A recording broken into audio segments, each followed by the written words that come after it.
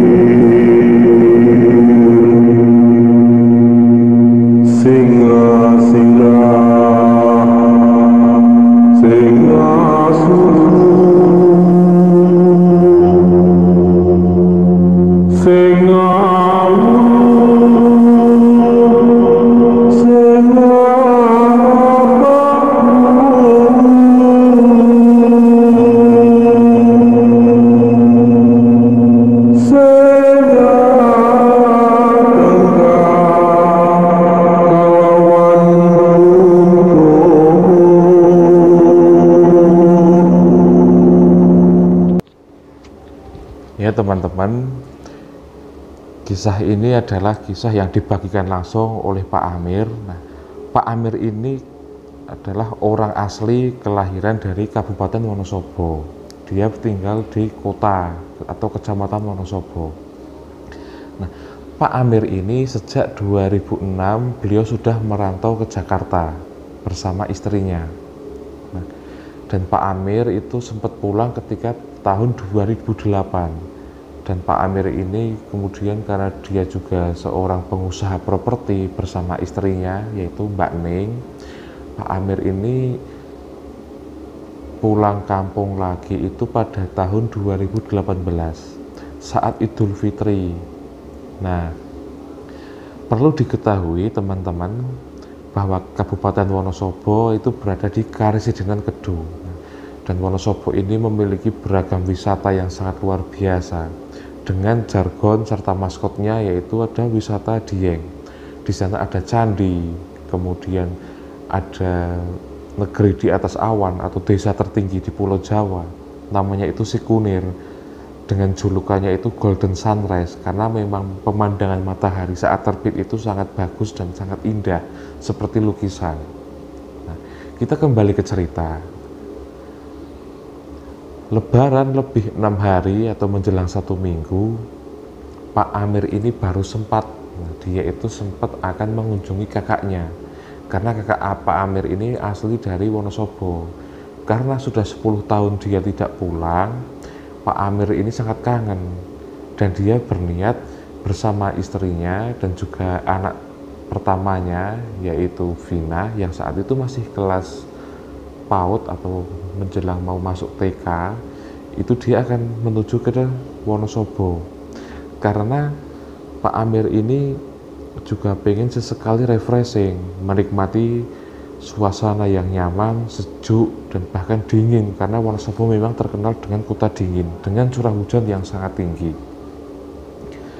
Nah, hari yang ditentukan pun tiba. Nah, saat itu Pak Amir dan istrinya ini mulai berkemas-kemas.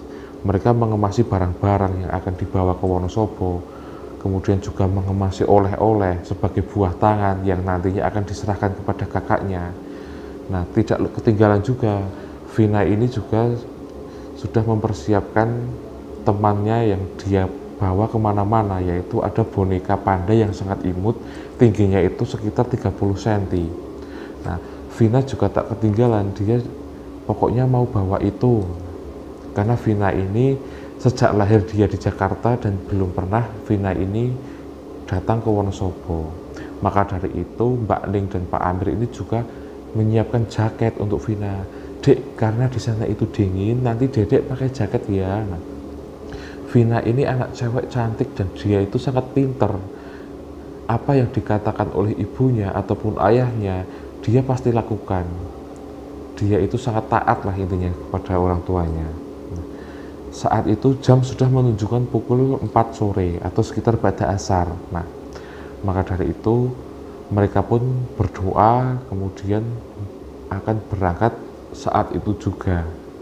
Karena takutnya Pak Amir ini nanti kalau terlalu malam itu jalanan juga sudah mulai macet, apalagi tol Cipali ditambah dengan arus balik lebaran itu juga sangat mengganggu perjalanan, dan juga pastinya itu sangat pelan ketika kita jalan. Kalau masih sore seperti ini mungkin jalanan sudah agak longgar, karena mungkin pemudik-pemudik yang lain itu berangkatnya itu bisa malam ataupun pagi dini hari sekalian. Nah, ini Pak Amir dan keluarga memutuskan, ya sudahlah aku tak berangkat sekarang aja, ayo Dok, ayo kita berangkat. Nah, akhirnya mereka pun berangkat. Pukul 4 mereka berangkat. Nah, kebetulan jalan saat itu sudah mulai longgar seperti yang diperkirakan Pak Amir dan istrinya Mbak Ning, karena Pak Amir dan istrinya ini juga mereka itu sering bepergian, sangat hafal jalur dari Jakarta kemudian menuju ke timur, ke daerah Jawa Timur, bahkan menyeberang hingga Bali dan juga menyeberang hingga Nusa Tenggara. Itu sering mereka lakukan di saat mereka bekerja. Nah, sudah hampir pukul 10 malam, singkat cerita, Pak Amir dan Mbak Ning ini sudah memasuki perbatasan antara Jawa Barat dan Jawa Tengah, tepatnya di Kabupaten Brebes, Bumiayu. Nah, Pak Amir ini berpikir, waduh kok sampai sini kok sekarang tambah rame. Nah, karena jalur di Cilacap itu ada bus, kemudian truk besar-besar yang membawa muatan itu juga lewatnya jalur situ.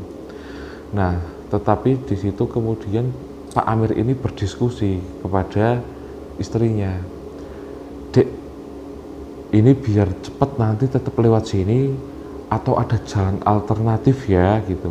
Nah, suami Pak Amir ini kemudian berbicara kepada Pak Amir, kita tetap lewat Cilacap aja Pak. Nah, tapi Pak Amir ini, waduh kalau kita lewat situ sulit Dek. Nah, akhirnya mereka pun bersepakat, ya sudah gini saja, kita lewat jalan yang paling enak, yaitu nanti ketika sampai Pemalang kita turun Randu Dongkal, kemudian ke Belik, kemudian itu sudah masuk ke Purbalingga. Dari Randu Dongkal nanti turun itu ada ke Kecamatan Karangreja, Gua Lawa. Kita turun dari Purbalingga, nah sesampai di Banjar nanti atau kita lewat kita lewat Suryayuda aja, Kecamatan Banjarmangu yang mengarah ke Karangkobar. Di situ kan jalannya juga sudah bagus dan di Google Map juga terlihat dengan jelas. Setelah Karangkobar nanti kita sampai ke Dieng. Nah, kita istirahat di situ, kemudian kita melanjutkan turun ke dari Dieng itu kita menuju ke kota Wonosobo.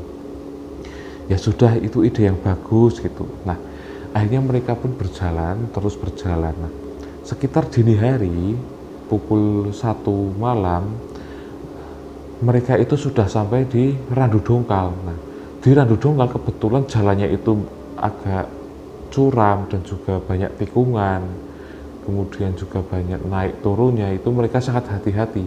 Ditambah saat itu juga berkabut, karena kebetulan daerah situ terkenal dengan gerimis tipis-tipis dan juga berkabut.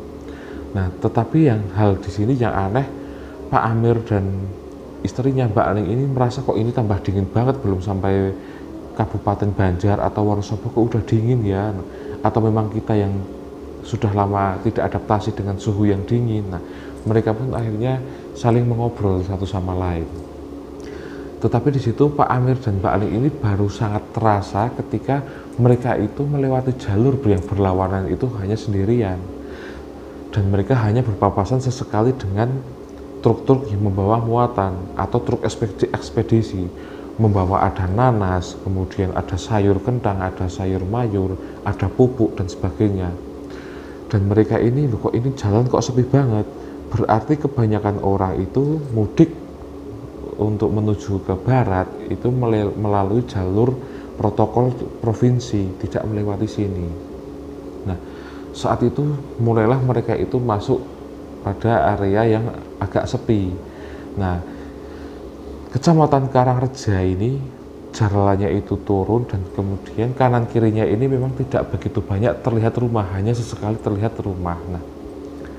Nah di situ Mbak Aning ini sesekali membuka jendelanya, jendela mobil dia buka untuk melihat sekeliling dan juga menghirup nafas segar, karena Pak Amir juga saat itu mematikan AC agar udara asli dari alam itu terhirup oleh mereka. Nah, Pak Amir ini juga melihat anaknya yang sangat lucu dan imut, si Vina ini sudah tidur memeluk boneka beruangnya, dia tidur sangat nyenyak. Nah, di situ Pak Amir dan Mbak Aning ini kemudian dia itu menolehkan pandangannya ke kiri, seret.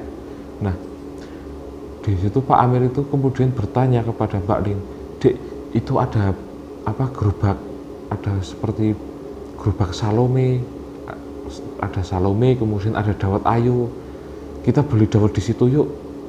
Nah, di situ Mbak Aning ini seakan-akan dia bingung, "Hah? Yang bener aja, Pak. Itu bukan gerobak. Lah itu apa sih? Itu gapura kuburan." Nah, seketika itu Pak Amir ini mulai dia itu gak merinding penasaran. Loh, itu tadi kan di sana itu dawet, ada dawet ayu dan ada Salome. Aku juga lihat tadi itu tungkunya itu kebul-kebul. Istrinya ini mencoba meyakinkan, yang kanan tadi kan dijejer pohon-pohon itu, iya di situ itu gapura kuburan, Pak. Kamu salah lihat mungkin.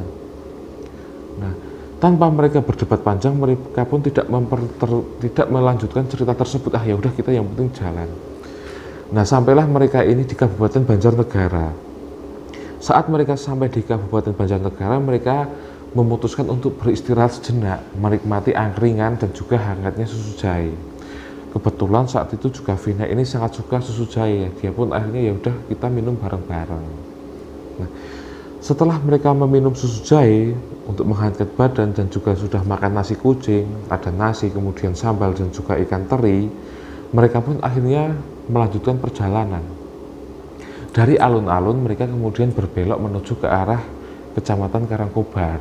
Nah, di situ Mbak Aning ini kemudian menyalakan GPS-nya agar trek atau jalan yang mereka tempuh itu tidak tersasar atau tidak salah arah. Nah, sampailah mereka mulai menaiki Kecamatan Banjarmangu, kemudian melalui hutan dan juga banyak perkampungan di areal situ yang menyajikan pemandangan yang sangat indah gitu kan, pemandangan malam ditambah dengan berhamburan seperti bintang-bintang gitu kan, karena memang area ini sepanjang jalan itu sabuk dari gunung atau pegunungan.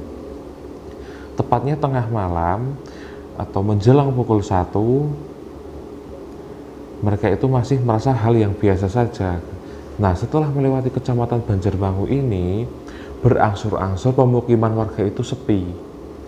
Nah, dan pada saat Pak Amir melihat jam tangannya, waktu dia menyopir itu sudah menunjukkan pukul 2 menuju ke setengah 3. Di situ Mbak Aning ini juga sudah mulai terlelap tidur.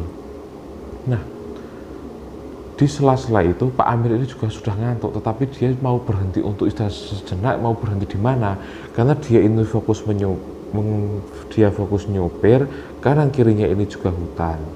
Nah, tiba-tiba Pak Amir ini mengerem mendadak, seret. Nah, di situ Mbak Aning ini kepalanya sempat terbentur di depan mobil itu, dia terbentur bagasi mobil. Nah, Pak Amir ini langsung dia itu beristighfar, astagfirullahaladzim. "Pah, kamu kenapa?" Nah, istrinya itu bertanya, "Aduh, aku nabrak kucing," gitu. Nah, mereka berdua pun akhirnya turun bersama-sama memeriksa dengan seksama. "Loh, nggak ada apa-apa, Pak. Enggak, barusan itu aku nabrak kucing hitam, dia itu matanya noleh ke aku. Matanya itu mencorong, matanya itu menyala, jelas dia itu menyala hijau. Dia ketabrak itu agak terlempar, makanya aku berhenti. Karena aku nggak mau terjadi apa-apa." Kebetulan di situ Pak Amir juga melihat sekelilingnya itu sepi, tidak ada kendaraan yang lewat. Nah, di situ kemudian istrinya, "Ah, udah apalah, nggak usah berpikir ya aneh-aneh, udah kita lanjut jalan." Nah, akhirnya mereka pun melanjutkan perjalanan. Sambil menikmati musik di radio yang samar-samar, mereka pun melanjutkan perjalanan. Nah, di situ Mbak Ning ini juga tidak tertidur. Vina juga di situ tidak bisa tidur karena dia hanya dia memeluk bonekanya dengan erat sambil memandang ke kanan dan ke kiri. Nah, tiba-tiba Vina ini berkata kepada ayahnya, "Pah, kita ke sana yuk." Nah, kemana itu? Nah, Vina itu menuju ke depan. Nah, di mana di situ karena posisi mobilnya Pak Amir ini di atas di jalan pegunungan dan tidak jauh di situ, sekitar jarak 1 hingga 2 kilo itu terlihat seperti ada pasar pagi, ada pasar klasik di situ, dan di situ ada komedi putar, atau orang Jawanya itu menyebutnya dermolem. Dermolem itu seperti sangkar burung yang biasanya anak-anak itu suka naik di situ dan kemudian berputar. Nah, "Pah, itu kayak di Dufan." Nah, Vina ini mendadak berkata seperti itu kok kayak di Dufan, kita ke sana yuk. Nah, Mbak Ning juga demikian, "Wah, Pah, itu kayaknya ada pasar pagi. Itu ada pasar pagi. Kayaknya itu tempat wisata deh. Kita mampir ke sana yuk sambil istirahat lagi." Karena perjalanan juga masih agak jauh. Nah, apalagi ini masih di Kecamatan Karangkobar gitu. Nah, Pak Amir yang mendengarkan anak dan istrinya berkata seperti itu, ya udah yuk kita ke sana. Nah, akhirnya mereka pun menuju ke tempat itu. Nah, tempat itu dilalui Pak Amir ini, dia itu seperti masuk ke hutan. Seperti ada gapura yang terbuat dari bambu, tidak terlihat itu, samar-samar itu lokasi apa itu tidak terlihat, tetapi Pak Amir kemudian masuk ke situ. Nah, di situ itu sangat sepi.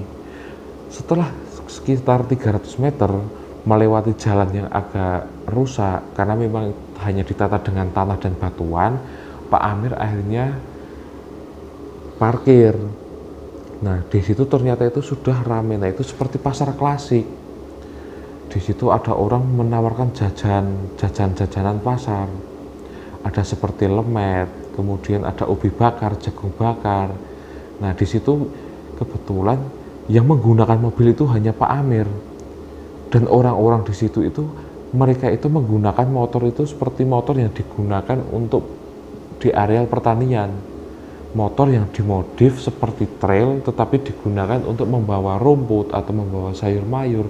Di situ ada 3 motor. Nah, Pak Amir ini kemudian parkir di situ. Nah, tidak berselang lama Pak Amir ini kemudian dipersilahkan oleh bapak-bapak yang sangat baik. Dia menggunakan batik dan senyumannya itu sangat ramah. "Mari Pak, kami persilahkan." Nah, kemudian mereka pun dipersilahkan. Nah, Pak Amir di situ sudah dipersilahkan di sebuah kedai kopi. Nah, sambil mengamati di situ ada yang masih orang-orang berdagang. Nah, Pak Amir dan Mbak Ning ini mengira itu adalah pasar pagi. Nah, Pak Amir ini kemudian berkata kepada seorang bapak itu, namanya Pak Moyo. "Pak Moyo, kok ini ada dermolemnya?" "Iya Pak, ini emang ciri khas ikon di pasar kami itu ada komedi putarnya. Kebetulan ini komedi putarnya itu sepi, tetapi masih diputar-putar terus lah untuk rame-rame di sini." Nah, di situ juga suara mesin diesel, kemudian banyak ibu-ibu menawarkan loncang, "Yo loncang, yo loncang." Dan juga ada yang menawarkan ikan dalam keranjang, "Pindang, yo pindang, pindang, pindang." Nah, di situ akhirnya Pak Amir ini merasa tidak kesepian lagi. Nah, Vina di situ juga tersenyum-senyum, dia itu sangat suka berada di situ. Nah, dia bahkan bilang sama ayahnya, "Pah, bagus ya itu komedi putarnya." Nah, sekilas Mbak Ning dan Pak Amir ini melihat komedi putarnya memang sangat bagus karena itu juga dicat berwarna-warni, ada yang dicat dengan animasi-animasi tertentu, ada yang kartun, kemudian juga ada yang seperti Wiro Sableng dan juga ada tokoh-tokoh pewayangan Jawa di situ. Nah, Pak Moyo ini kemudian orang yang ramah di kedai itu berbicara kepada Pak Amir, lah Pak Amir, jenengan itu mau badhe tindak pundi, jenengan mau kemana? Saya itu mau pulang kampung ke Wonosobo, tetapi mau lewat sini sambil nanti menikmati alam dieng ketika sudah pagi. Nah, waktu itu jam sudah menunjukkan pukul 3. Nah, Pak Moyo ini kemudian berkata pada Pak Amir, oh nggih nggih nggih. Nah, setelah itu Vina ini kemudian merengek kepada ayahnya, Pak aku pengen Pak itu, aku pengen naik itu. Nah, Vina ini ingin sekali naik komedi putar. Nah, akhirnya ayahnya pun mengiyakan, ya sudah. Akhirnya Pak Amir dan Mbak Ning ini berpamitan pada Pak Moyo. Setelah mereka menghabiskan kopi, kemudian membayar, kemudian Pak Moyo ini mempersilahkan, monggo monggo kalau mau naik. Nah, di situ Vina ini kemudian naik komedi putar. Nah, ayah dan ibunya itu menunggu di bawah sambil memperhatikan Vina di situ. Mereka ini sangat suka dan sangat kegirangan melihat anaknya ini naik komedi putar. Jarang-jarang karena mainan ini biasanya berada di pasar malam dan itu disandingkan oleh biasanya ada kereta, kemudian ada permainan-permainan yang lain seperti ada kuda dan juga ada mandi bola, ada gokar gitu kan. Nah, hampir 3 putaran operatornya itu orangnya itu sangat lemah lembut, dia itu hanya tertunduk dan sambil tersenyum. Di awal sudah diberikan uang senilai 5.000. Nah, operatornya ini berkata, Pak 5.000 3 putaran. Nah, tetapi sudah lebih dari 3 putaran, hampir menuju 4 putaran kok nggak berhenti. Nah, Pak Amir ini berkata kepada Mas operator, Mas katanya 5.000 3 putaran. Nggak apa-apa Pak, ini bonus. Nah, setelah berkata seperti itu, Pak Amir ini kemudian istrinya itu bersama-sama dia itu menoleh ke arah atas di mana anaknya. Nah, di situ Pak Amir dan istrinya ini seketika kaget saat melihat ke atas. Di sebelah anaknya itu ada sesosok wanita menggunakan putih. Dia itu seperti kuntilanak dan hanya tertunduk. Tetapi di situ seakan Vina itu tidak melihat apa-apa di situ. Dan kebetulan di antara 12 kurungan yang kosong itu mereka semua itu kosong, hanya Vina yang di situ. Lah seketika itu Pak Amir ini kaget, menyuruh untuk operatornya ini agar cepat Vina diturunkan. Pokoknya anaknya itu diturunkan. Lah saat Pak Amir dan istrinya akan menghampiri operator, tiba-tiba operator ini sudah tidak ada. Nah, entah beberapa saat kemudian, hampir 3 kali Pak Amir ini berkedip, mengalihkan pandangannya ke sekelilingnya. Betapa kagetnya mereka itu tidak berada di pasar seperti yang tadi mereka awal berada di situ. Komedi putar yang dilihat itu sudah tidak ada. Di situ Vina itu sudah menangis, dia itu duduk di atas pohon yang kurang lebih pohon itu mungkin tingginya itu sekitar 8 sampai 9 meter. Dan itu adalah pohon kantil. Lah, Pak Amir dan istrinya itu seketika itu kaget, mereka itu merinding. Mereka ini merinding, loh. Pasar yang tadinya ramai sudah tidak ada, yang tadinya banyak ibu-ibu menawarkan dagangannya itu sudah tidak ada. Loh, kok ini aneh banget. Pak Amir kemudian menoleh ke belakang, motornya itu sudah menghadap ke arah jalan raya. Memang Pak Amir ini seperti berada di hutan karet, tetapi motornya itu sudah membelakangi dia loh. Berarti tadi itu seperti ada lapang yang sangat luas. Di situ juga banyak orang menjajakan jajanannya, ada kacang bakar, ada jagung. Kok ini nggak ada siapa-siapa? Nah, di situ Pak Amir kaget, waduh ini gimana anakku. Nah, Pak Amir ini kebetulan karena dia orang kota, dia tidak terbiasa manjat, dia itu bingung. Akhirnya Pak Amir dan istrinya itu hanya bisa berteriak, tolong, tolong, tolong. Nah, beberapa saat kemudian dari arah belakang Pak Amir ini muncul 3 sosok laki-laki, masih menggunakan caping. Nah, orang ini kemudian berkata kepada Pak Amir, "Loh, Pak, jenengan itu kesasar." Nah, orang ini sudah membawa seperti lumbung bambu. Nah, sudah membawa bambu, mungkin dia akan mendarat. Pak Amir bertanya, "Pak, jenengan orang kan?" "Iya, saya orang. Saya itu mau berangkat ke hutan. Biasanya jam segini saya sama teman-teman bertiga ini mau berangkat ke hutan. Lah kok sampai bisa kesasar ke sini gitu. Bagaimana ceritanya?" Nah, Pak Amir nggak bisa berkata apa. "Pak, tolong anak saya." Nah, akhirnya mereka pun memanjat dan menolong Vina. Nah, seketika itu Vina masih menangis, dia langsung memeluk erat-erat ibunya. Nah, kemudian orang itu berkata, "Kok bisa kesasar sampai sini, Pak? Ya sudah, monggo dilanjutkan perjalanan. Ini juga sudah mau subuh. Hari sudah mulai terang. Semoga jenengan lancar perjalanannya."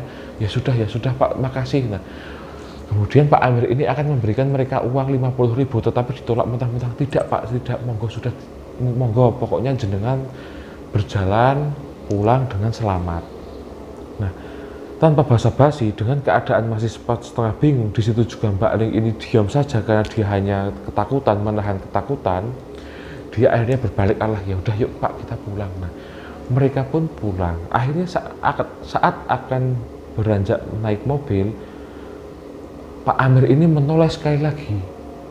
Di situ Pak Amir terkejut, ternyata sudah tidak ada jalan apapun di situ. Yang tadinya hutan, di situ itu seperti areal tanah, bahkan itu seperti bukit, tetapi di situ tanah dan hanya beberapa pepohonan seperti pohon pinus.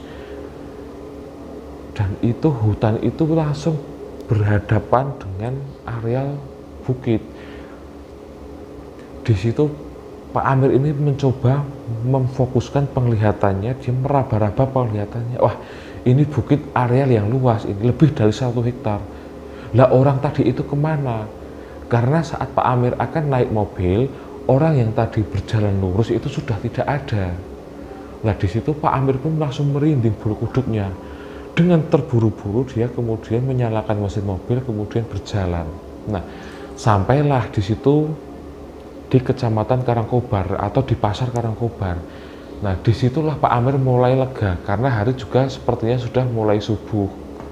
Nah, Pak Amir ini juga masih bertanya-tanya dalam hatinya. Dia juga bertanya kepada istrinya, "Dek, tadi itu kita minum kopi di pasar yang ada hantu, di pasar hantu yang misterius itu. Dan juga kita melihat sosok itu. Nah, tadi itu kita minum apa ya?"